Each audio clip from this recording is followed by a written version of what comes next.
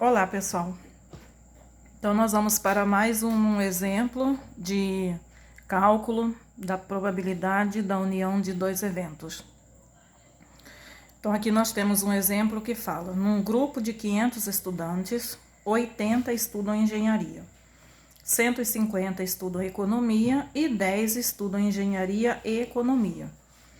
Se um aluno é escolhido ao acaso, qual a probabilidade de que, letra A, ele estude economia e engenharia?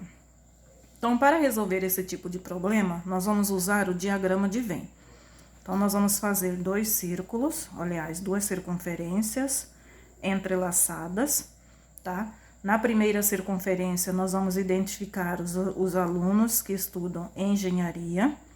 Na segunda circunferência, os que estudam economia.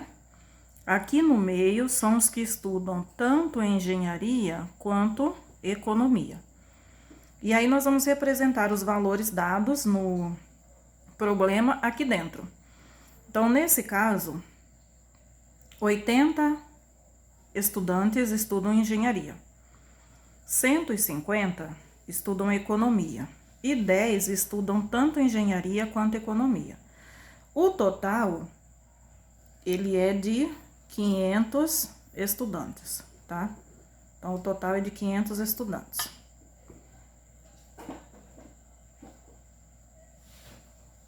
Então, o total é de 500 estudantes. Nesse caso, nós vamos observar o seguinte: se o total é 500 estudantes, então eu tenho que o número de elementos do espaço amostral é 500, certo? O número de elementos do meu espaço amostral, ele é 500. Procura uma outra caneta para mim. Então, na letra A, qual é a probabilidade de que ele estude economia e engenharia ao mesmo tempo?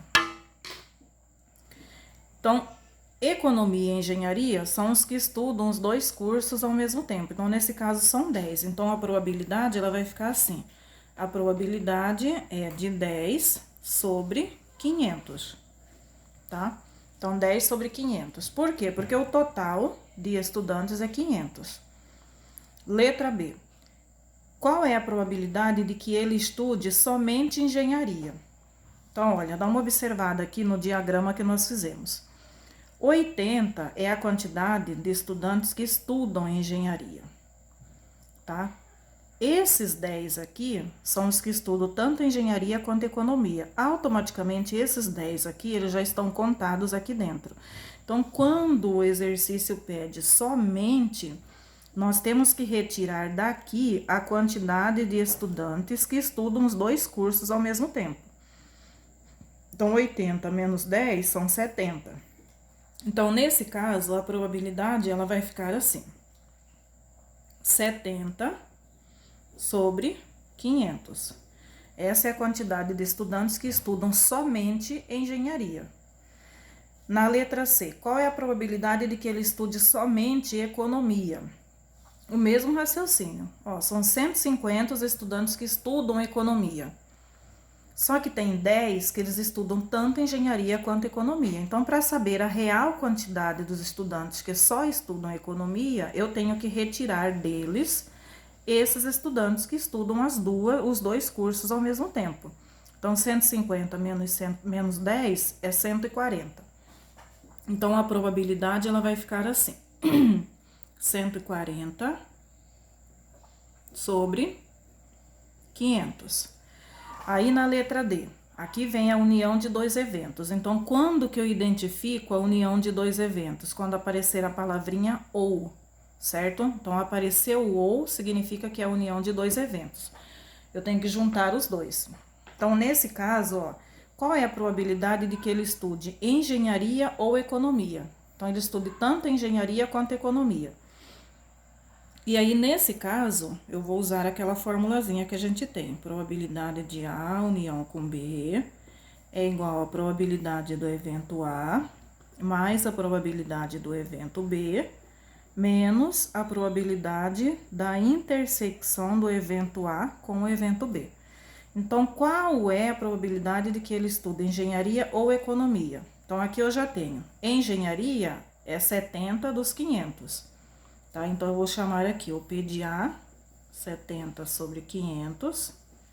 Vou repetir aqui a probabilidade da união de A com B, mais o segundo evento, que ele estude somente economia. Então, olha, os que estudam economia, é 140.